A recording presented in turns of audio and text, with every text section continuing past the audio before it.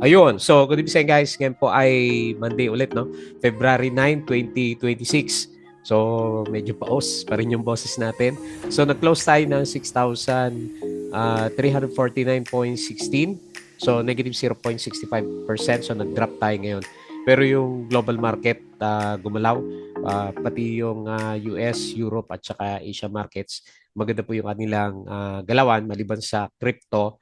Medyo mahina pa rin si Bitcoin kasi nasa 69K pa rin yung kanyang galawan. Tapos dito sa mga stocks natin, hindi ko sure kung ano to eh. Mamaya silipin na lang natin kasi bigla nagkaroon ng nag-drop yung index natin. Noong umaga, okay siya, nag-spike yung index natin. Kala ko nga magre-retest na ulit tayo sa 6,500 pero nabuhusan naman siya. So parang sa closing yata itong buhos na to. And then nakita ko sina ICT, medyo malalaki yung kanilang mga drops. So nag-drop tayo, negative 0.65% sa index pero net foreign buy naman siya ng konti, 27.25 million. So yun nga, lahat ng pag-uusapan natin, majority is yung bounce ng ating mga mining stock. So blue chips most likely yung nag-drop, diba? Dito sa pinaka-main na indices natin. Okay. So nanguna sa listahan natin si Shell PH. Wala masyado nag-spike ngayon, no? So nag-up siya ng 6.38% and then meron siyang 404K net foreign buy. Tapos si APX nag-up ng for mining stocks na 6.23%. And then meron siyang 5.58 million net foreign buy. Tapos si Nickel, up siya ng 5.43%. Meron siyang 3.9 million net foreign buy. Lipanto, nag-up din siya, nag-bounce 4.32%. Pero zero yung net foreign buy. Si APX, medyo malapit na yata to sa close. Close the gap. Converge, di ba? Nag-drop siya nung Friday. Bumawi naman siya ngayon. Meron siyang 4.15% na galawan. And then, negative 18.64 million. So, net foreign sell itong si Converge natin. Tapos si Felix Mining, nag-up din siya ng 3.54%. And then, meron siyang 11.58 million net foreign buy. So, nagbabalikan yung mga traders natin dito sa mga mining stocks. Baka sila pa rin yung galaw natin bukas. Mga maganda yung galaw ni gold sa global prices natin. Okay? So, disclaimer pa rin sa mga bago sa channel natin. As usual, yung ating review is for education purposes lamang po yan. So, wag mong gagamit ito as a reason para mag-buy, sell, or hold ng stocks. Meron po kasing risk na involved sa market.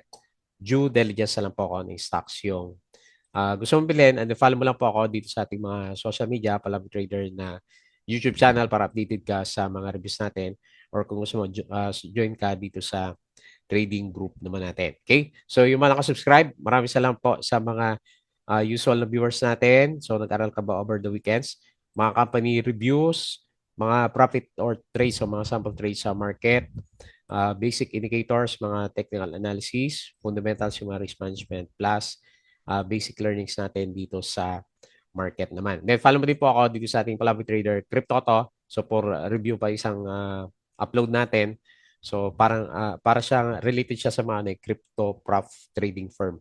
So wait mo na lang yung upload natin.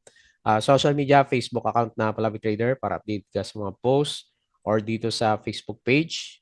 So pili ka na lang po sa kanilang dalawa. Bodega Peak, yung mga articles natin sa local market. So double check mo na lang. Sa Twitter, tignan natin yung mga balita na review natin for today. So pinaka-summary muna ng index. Okay. So based dito sa galawan, meron nga tayo kahit papano maliit na net foreign buy, 25.95 million. So ang pinaka-tinamaan dito, services, negative 2.99%. So ICT ngayon humila sa atin. No?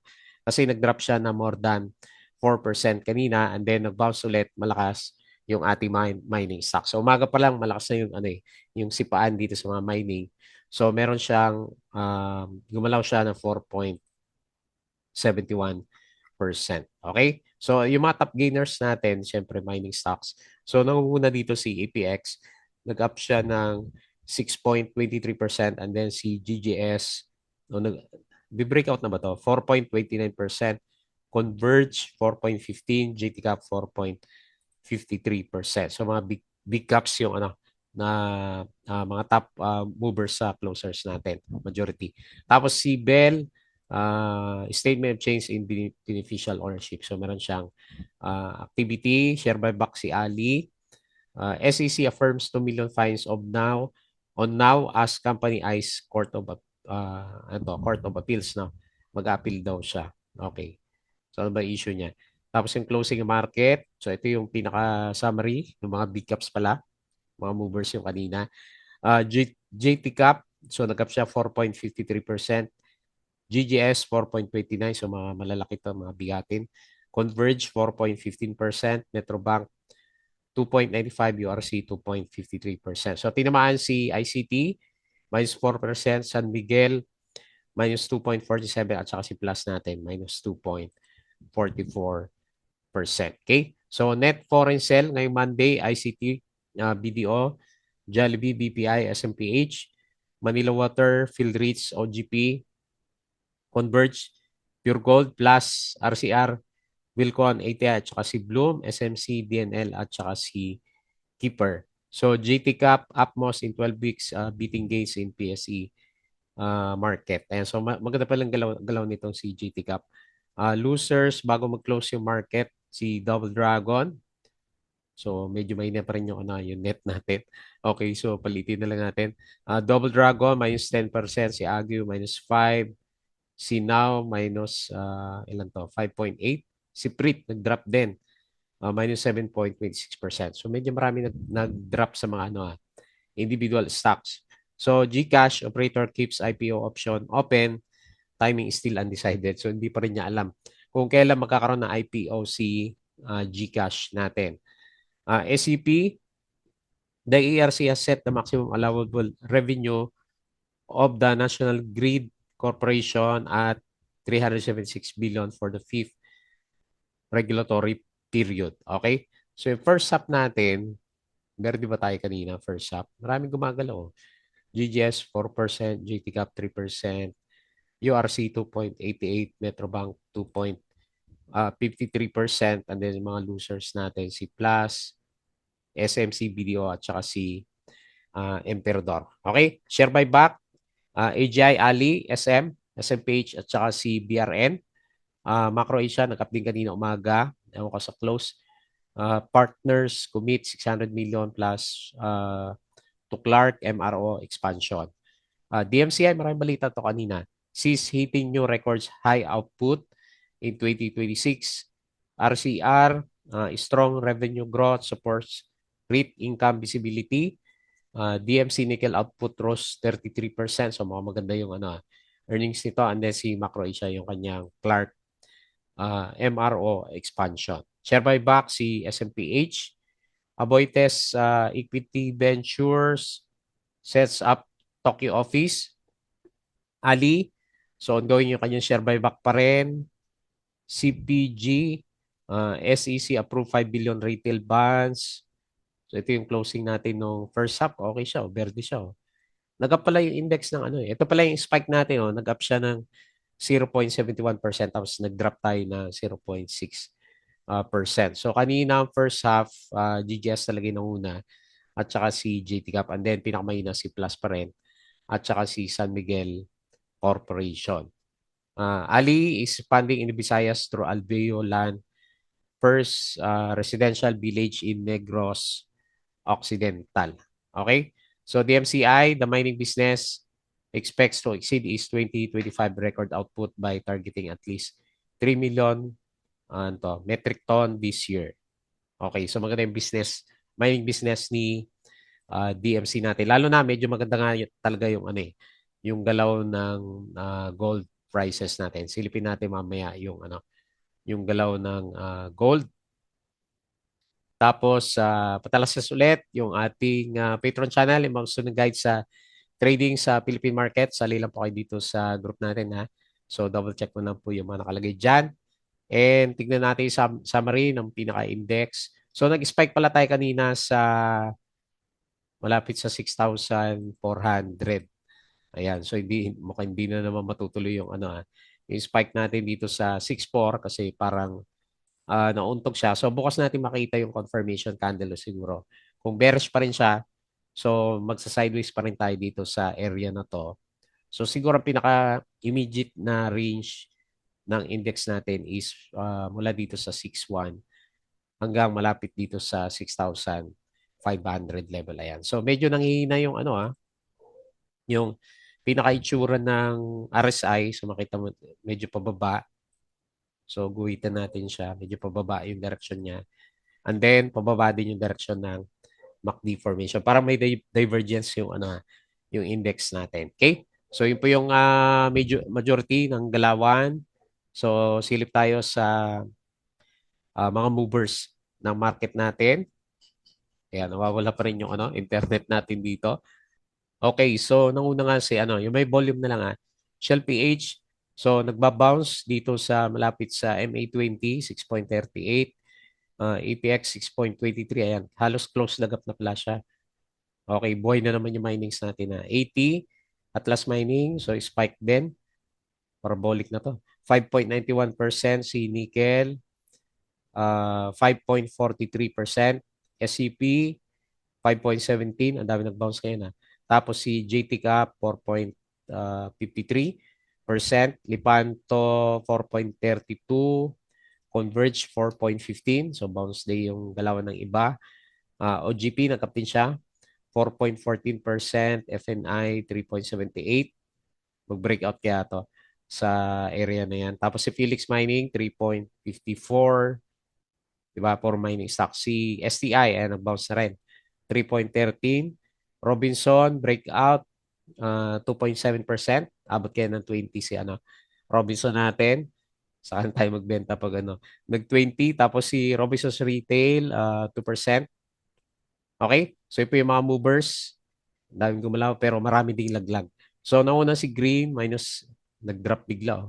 Minus 10.67. Si Lode, walang volume si Lode. Minus 7%. Sino pa? Agio, minus 5.84. So, nang iipit si Agio natin. Ay, lumabas ng chart. Tapos si Prit, nag-drop ng 4.84%. Wala kasi ang linya ng dito PLDT o kaya Converge. So, lang, data lang tayo. So, minus 4.84%. Tapos si Now, minus 4.41. Dami nalaglag IMI, minus 4.11. Umabot siya ng konti pero laglag pa rin. And then si CPG natin is minus 2.47%. Okay? So marami din nalaglag sa index. So mabay. So silip tayo ng konti sa global market. So based dito sa galawan natin, mukhang maganda yung opening ng market sa US mamaya. S&P Futures 0.1%, Dow Futures 0.18. Tapos si Nasdaq Futures is 0.08%. Okay? So maganda kahapon yung galawan. So European stocks maganda rin. Nag 3%. Maganda yung galawan nila. Tapos dito sa Asia markets, marami din yung berde. Mas marami yung berde kaysa red. So dito sa crypto, medyo naiiwan pa rin si cryptocurrencies natin. So makikita mo dito, based sa galaw natin, Bitcoin is still below 70K, 69K lang siya. Tapos si Ethereum, 2.05, baba. XRP, 1.41, red pa rin, no? Si Sol, 84. Tapos si Dodge, baba na, 0.09, penny, stock na si Dodge natin. Okay, so pangit pa rin sa galawan ng cryptos. Balik tayo dito and pag-usapan natin na mabilis yung ating mga trending stocks. Okay, so unahin natin sa listahan natin si Shell PH. So medyo parang gusto niya mag-breakout talaga, no? Kasi bumabalik siya dito, nag-bounce malapit dito sa MA20 natin. So ito yung pinaka-support and siguro tatry niya i-break tong 13.1. Meron siya konting resistance dito for the coming few days. So maganda yung galaw niya kasi nag-bounce siya dito sa malapit sa MA20. So meron tayong guide sa kanya. Madali nating makikita kung saan yung direction ng ating pinaka-price action. So medyo bearish pa yung itsura ng MACD. Nasa baba yung yung blue line natin sa kanya, pero yung RSI nag-bounce naman malapit dito sa RSI 50 level. So nag-close po siya ng 11.68. nag-up na 6.38% and then meron siyang 404K net foreign buy. Ito si Shell PH natin. Wala tayong iba balitang nakuha sa kanya eh. So most likely price action lang din yung nangyari sa kanya for today's trading natin. Then next, yung mga mining stocks. So silipin natin. Okay, kanina o nung siguro na isang araw nag-bounce over the weekends, nag-bounce yung index ng ating gold prices. Kaya siguro optimistic yung ang galawan ng mga mining stock. So ngayon, nandito lang siya malapit sa MA20. Siguro bukas pa natin makita kung ano yung direction talaga na ito. So pero ngayon, yung galawan ng mga mining stocks natin is meron siyang good move, di ba? Nagtatry na mag ano nga siya eh, mag-fill the gap itong si APX natin. So may gap tayo na gusto niya i-fill dito sa around 15.12. So kung yan yung pinupuntahan niya, hindi, ito yung isang channel natin sa kanya. So clone ko lang to para makita natin yung price action. Ayan. So ito yung sinusundan niya. So sinusundan pa rin ni Apex yung ano, yung malaking trading channel natin sa kanya. Hopefully ituloy niya for the coming few days naman kasi nag-bounce siya ulit eh malapit dito sa RSI 50 level natin. Kaya lang yung MACD formation niya natin hindi pa ganun kalinaw yung kanyang direction naman. Pero parang ito yung pinakauna resistance area natin malapit dito sa 15.12. Di maganda pag nag-breakout siya, meron siyang target ulit na 16.59. So nag-close siya 14.66, nag-up ng 6.23%. And then meron pa rin naman siya net foreign buy na 5.58 million. Okay? Next, si Nickel. So hindi na tuloy yung breakdown din. Um, Gumagalaw na yung pinaka-price action natin sa kanya. Ayan. So, pasensya na. Wala pa tayong maayos na ano, internet ngayon. Okay. So, si Nickel, nag-bounce din. So, malaki din yung ano niya eh, trading channel niya. Ito din. So, tignan natin for the coming few days kung susundan niya or magbabounce na lang siya diretso dito sa malapit dito sa 5.5 area level natin. Okay? So, okay naman yung RSI. Medyo nag-bounce. Pero bearish pa nga din yung ano, yung itsura din ng kanyang MACD formation. Medyo malit yung ano yung volume ni nickel natin dito sa bounce na to. So meron siyang nag-close siya 4.85, up siya ng 5.43% and then meron siya 3.9 million net foreign buy. Okay? Next, another mining stocks. So bugbog tayo sa ano, mining stocks na bounce. Congrats dun sa mga sumalo dun sa ano, yung bottom niya kasi hindi naman na natin akalain na after few days magbabounce yung pinaka-price action ng mga mining stocks natin. Okay, so mukhang malayo pa dito sa ano eh. So dito ko na lang ilalagay o dito sa may gap din.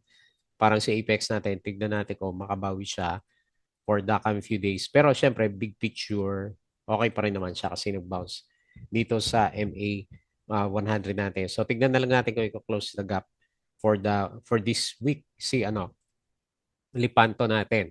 So mababa pa rin naman siya dito sa RSI 50 and then bearish pa rin naman yung ano, itsura ng MACD formation din natin sa kanya. So malayo pa yung mga crossover niya eh. Wala pa. Okay, so nag-close si Lipanto, 0.1930, up ng 4.32% and then 0 yung kanyang net foreign buy. Next, Converge. Marami nagulat dito kasi 'di ba nag-resign yung officer nila na related sa auditor. Eh mainit yung mga auditor ngayon 'di ba kay Villar Stocks natin. So nagkaroon siya ng malakas na breakdown ng price last Friday. So ngayon, medyo bumawi naman siya ng konti. Nag-bounce siya dito sa malapit sa MA 100. Hopefully yan yung bounce niya para magre-retest ulit tayo for the coming few days dito sa 16.18. Pero yung RSI niya, parang pupunta nga sa oversold yung ano yung RSI at saka MACD condition natin sa kanya. Pero anyway, for today, nag-bounce naman siya ng maganda. So nag-close siya 14.06%, 4.15% up and 18.64 million net foreign sale. Hindi ganun kaganda yung ano net foreign buy nitong si Converge natin. And then lastly, si Felix Mining. So sabay na rin to sa galawan ng ating mga mining stocks. Hopefully close the gap din siya. Ayan. Inaantay natin yung ano, yung chart natin na lumitaw. Ayan. Sobrang hina ng ano. internet dito. Okay, so maganda rin yung bounce niya. Nag-bounce naman siya sa support. And then hopefully ituloy niya itong pinaka-trading channel niya last time. So, ito rin yung pinaka-close na gap niya, malayo pa, around dito sa 11.12 level natin. Okay? So, yung RSI, below pa rin naman siya ng 50. Mahina pa rin. And then, mahina pa rin din yung itsura ng MACD formation natin. Okay? So, at least nag-bounce. So, nag-close siya 10.54, up 3.54%, and then meron siyang 11.58 million net foreign buy. Okay? So, mining stocks yung bumida dito sa Galawan Market kahit na yung index natin is nag-drop na 0.65%. Pero overall picture, tingin ko is okay pa rin naman siya kasi yung net foreign buy natin, nandiyan pa rin naman. Di ba? Yung bilang natin sa kanya is more than 4.5 billion na net foreign buy sa market. So goods pa rin yan kahit 27.25 million net foreign buy yung nakikita natin na galawan overall dito sa markets natin. Okay po. So yun lang muna yung ating review dito sa market. As usual, bago tayo close, please don't forget to subscribe dito sa ating Palawi Trader na YouTube channel. Join ka sa group guys kung gusto mo ng guide. Crypto ko to, follow mo na lang po. Facebook account, Facebook page, Bodega Peak, Twitter, and Patreon sa mga gusto ng guide. Sali lang po kayo sa group natin. Okay po. So yun lang. Maraming salamat. Kita ulit tayo bukas.